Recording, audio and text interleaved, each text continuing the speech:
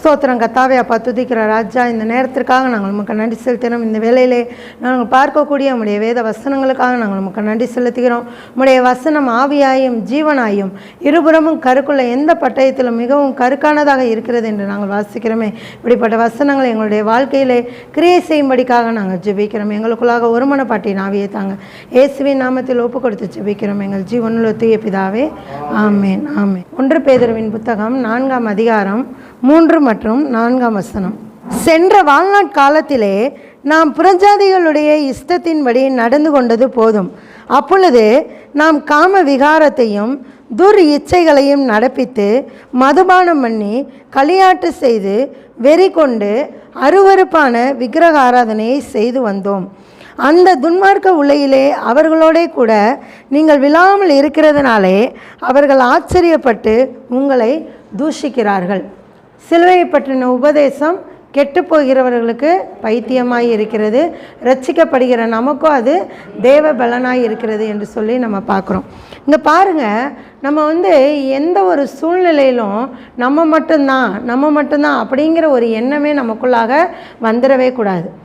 தனி ஒருவனாக இருந்து கர்த்தருடைய நாமத்தினாலே ஜெயத்தை பெற்றுக்கொண்டவர்கள் யார் யார் என்று சொல்லி நம்ம பார்க்க போகிறோம். முதலாவது 1 சாமுவேல் 17ஆம் அதிகாரம் 37ஆம் வசனம். இங்கே கோலியாத்தை தாவீது எதிர்க்கக்கூடிய ஒரு சம்பவத்தை குறித்து தான் நம்ம இந்த அதிகாரத்தில் நம்ம வாசிப்போம். ஒரு சிறு வாலிபனாக இருக்கக்கூடிய அந்த தாவீது ஒரு பெரிய கோலியாத்தை, ஒரு அரக்கனான கோலியாத்தை எதிர்த்து போரிடுவதற்காக அவர் போரிட்டாரா இல்லையா? கண்டிப்பாக போரிட்டார், ஜெயத்தை பெற்றுக்கொண்டார். இங்கே அதை தான் நம்ம பார்க்குறோம். பின்னும் தாவீது என்னை சிங்கத்தின் கைக்கும் கரடியின் கைக்கும் தப்புவித்த கர்த்தர் இந்த பெலிஸ்தனுடைய கைக்கும் தப்புவிப்பார் என்றான். அப்பொழுது சவுல் தாவீதை பார்த்து, போ, கர்த்தர் உன்னுடனே கூட இருப்பாராக என்றான். அதே போல் பின்னாடி அந்த கோலியாத் சொல்கிறான், 43வது வசனம், பெலிஸ்தன் தாவீதை பார்த்து, நீ தடிகளோடு என்னிடத்தில் வர நான் நாயா என்று சொல்லி அவன் தன் தேவர்களை கொண்டு தாவீதை சபித்தான்.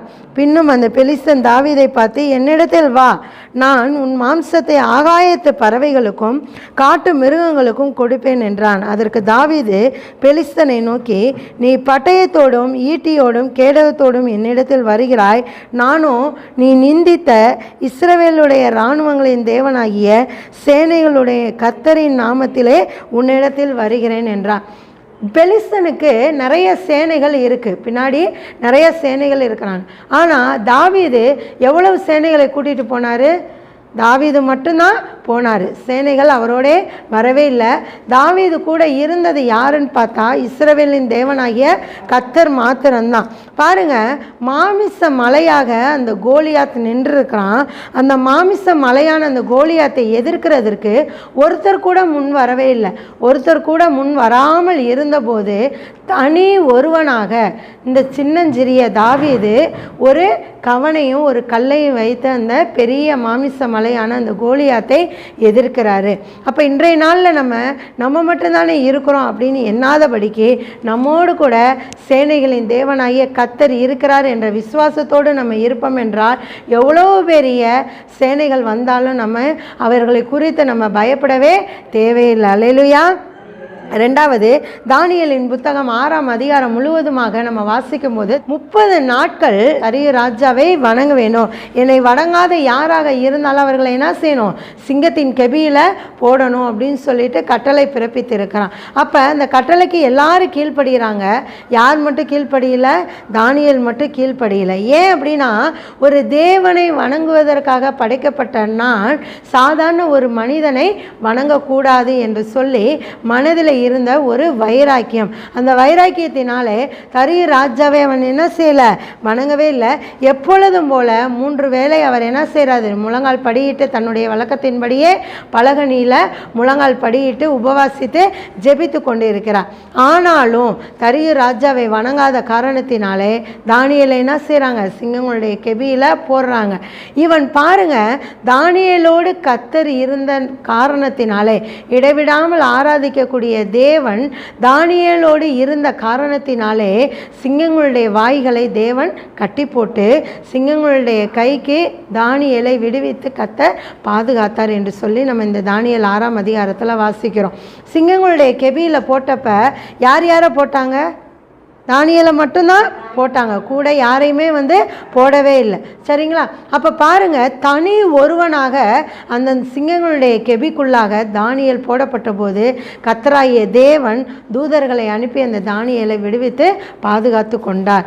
அதற்கப்புறம் அந்த சேவர்களை தூக்கி போடும்போது என்ன செஞ்சதான், அவங்க உள்ளே போய் விழுகிறதுக்கு முன்னாடியே சிங்கங்கள் எழும்பி அவர்களை கவி போட்டது என்று நம்ம வாசிக்கிறோம். தனி ஒருவனாக இருந்த தானியேலோடு கூட கர்த்தர் இருந்த காரணத்தினாலே சிங்கங்கள் தானியேலை சேதப்படுத்தவில்லை.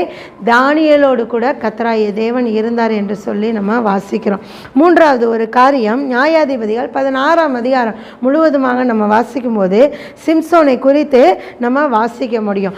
சிம்சோன் நசரேய விரதத்திற்கென்று ஒப்பு கொடுக்கப்பட்ட ஒரு மனிதன். பிறந்தது முதலே தலைமயிர் சிரைக்கப்படாதவனாக நசரேய விரதத்திற்கு அவனுடைய தாய் ஒப்பு கொடுத்து வாழ்ந்த ஒரு மனிதன். ஒரு சிறு பாவத்தின் நிமித்தமாக அவனுடைய தலைமயிர் சிரைக்கப்பட்டு தேவனுடைய பலத்தை எல்லாவற்றையும் அவன் இழந்து போனான். அந்நிய ஸ்திரீயின் மேலே மோகம் கொண்டு அவன் இருந்ததுனால அந்த ஸ்திரீயானவளின் நிமித்தமாகவே இந்த சிம்சோனுடைய தலைமயிர் சிரைக்கப்பட்டு அந்த தலைமயிரின் நிமித்தமாக தான் அவனுக்கு பலனே இருந்தது.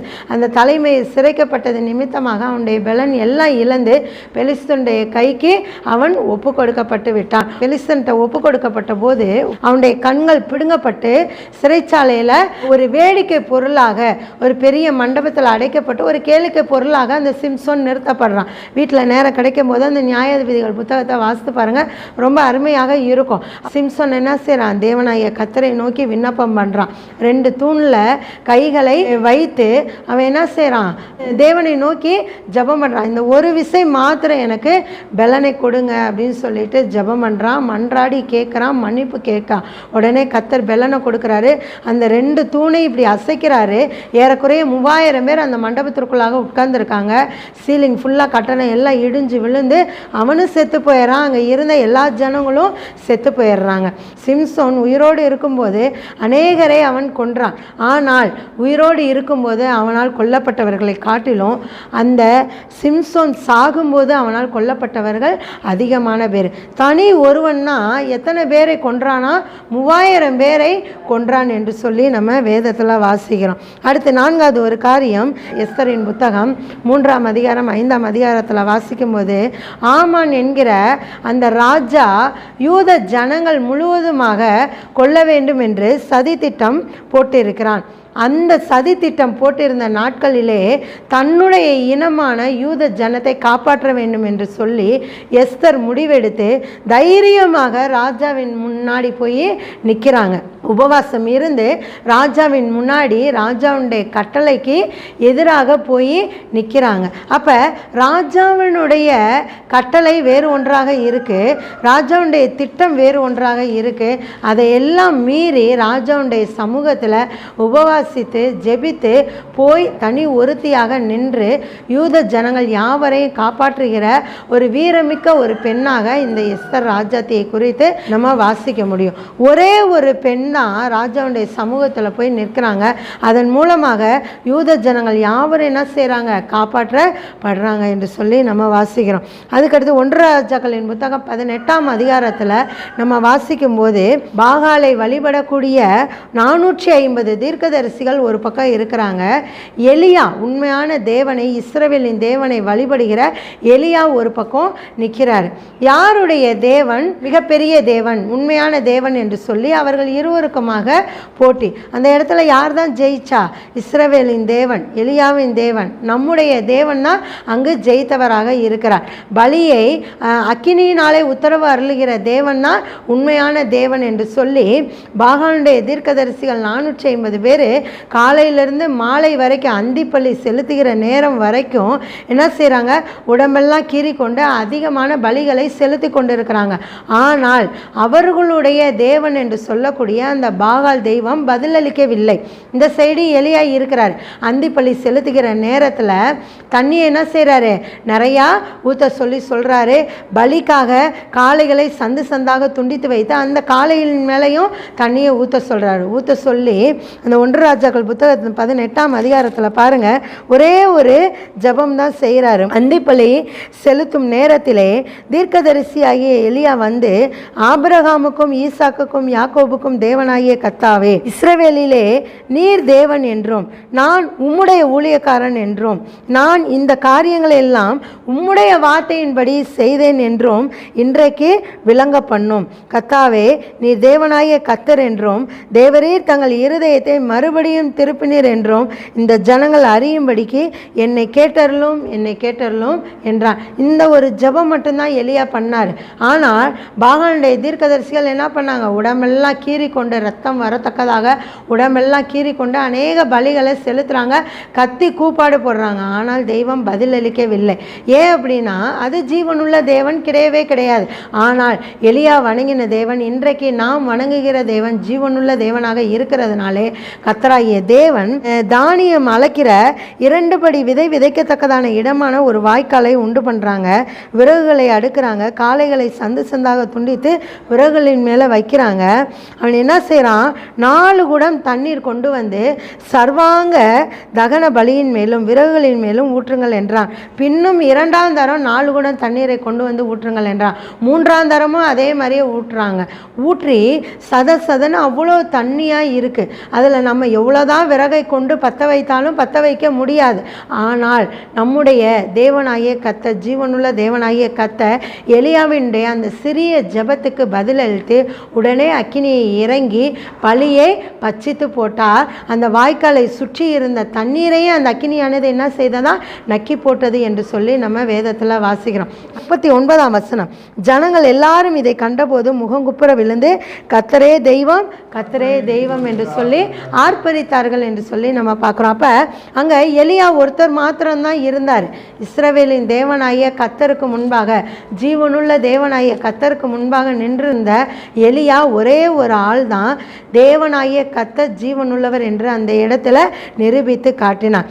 இறுதியாக இயேசு கிறிஸ்து எல்லாரும் பாவம் செய்து சாத்தானால் தோல்வி அடைந்த போது எந்த ஒரு பாவமும் செய்யாத இயேசு கிறிஸ்து சாத்தானை ஜெயித்தவராக காணப்படுகிறார். அப்போ இன்றைக்கு நம்ம பல காரியங்களை குறித்து நம்ம யோசிக்கலாம். நான் மட்டும்தானே இருக்கேன், என் குடும்பத்தில் நான் மட்டும்தானே ரட்சிக்கப்பட்டிருக்கிறேன், எங்கள் தெருவில் நான் மட்டும்தானே சபைக்கு போகிறவளாக இருக்கேன் என்று சொல்லி நம்ம யோசிக்கலாம். தனி ஒருவனாக இருந்து இந்த எலியா ஜெயித்ததை போல, எஸ்தர் ஜெயித்ததை போல, சிம்சோன் ஜெயித்ததை போல, தானியேல் ஜெயித்ததை போல, தாவீது ஜெயித்ததை போல இன்றைக்கு தனி ஒருவனாக நம்மை கர்த்தர் தெரிந்தெடுத்திருக்கக்கூடிய நோக்கமே நம்மை கொண்டு ராஜ்யங்களை ஜெயிக்க வேண்டும், பிசாசினுடைய மனிதர்களை ஜெயிக்க வேண்டும் என்பதற்காக தான். அதனால் எதை குறித்து கலங்காமல் நம்ம தனி ஒருவனாக இருந்தாலும், தனி ஒருத்தியாக நம்ம கர்த்தருடைய நாமத்தை ஏற்றுக்கொண்டிருந்தாலும் நம் மூலமாக தான் அவர்கள் யாவரும் ரட்சிக்கப்படுவாங்க. நம் மூலமாக தேவன் உண்மையுள்ள தேவன் என்று சொல்லி விளங்க பண்ணும்படியாக தான் கர்த்தர் நம்மை தெரிந்தெடுத்திருக்கிறார். அந்த ஒரு விசுவாசத்தோடு நம்ம காணப்படுவோம். நம்ம தனி ஒருவர் தான் அப்படின்னு சொல்லி நம்ம நினைக்காதபடிக்கு நம்மை கொண்டு கர்த்தர் மிகப்பெரிய காரியங்களை செய்ய வல்லவராய் இருக்கிறார் என்ற விசுவாசத்தோடு நம்ம செயல்படும் போது கர்த்தராகிய தேவன் நம் மூலமாக பெரிய காரியங்களையும் அற்புதங்களையும் கண்டிப்பாக நம்முடைய வாழ்க்கையிலே செய்ய வல்லவராய் இருக்கிறார். கர்த்தர் தாமே இந்த செய்தியை கேட்ட உங்கள் ஒவ்வொருவரையும் ஆசீர்வதிப்பாராக. கர்த்தருடைய நாமத்துக்கு மகிமை உண்டாவதாக. நம்ம ஜெபிப்போம்.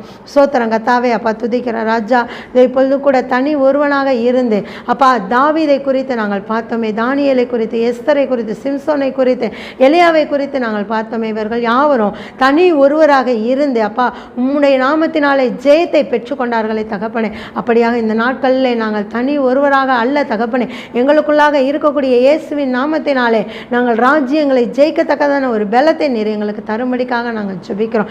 எந்த சூழ்நிலையில் நாங்கள் மட்டுமே இருக்கிறோம் என்ற எண்ணம் எங்களுக்குள்ளாக வராதபடிக்கு நாங்கள் அப்பா உம்முடைய நாமத்தை கொண்டு இந்த ராஜ்யத்தை, இந்த உலகத்தையே, சாத்தானை ஜெயிக்க எங்களுக்கு நீர் பலனை கொடுக்கும்படிக்காக நாங்கள் ஜெபிக்கிறோம். கர்த்தர் தொடர்ந்து அப்படியாக எங்கள் ஒவ்வொருவரையும் ஆசீர்வதிங்க. உடைய வல்லமையுள்ள கரத்திற்குள்ளாக எங்கள் ஒவ்வொருவரையும் நாங்கள் ஒப்பு கொடுக்கிறோம். இயேசுவின் நாமத்தில் ஒப்பு கொடுத்து ஜெபிக்கிறோம் எங்கள் ஜீவனுள்ள தூய பிதாவே, ஆமென்.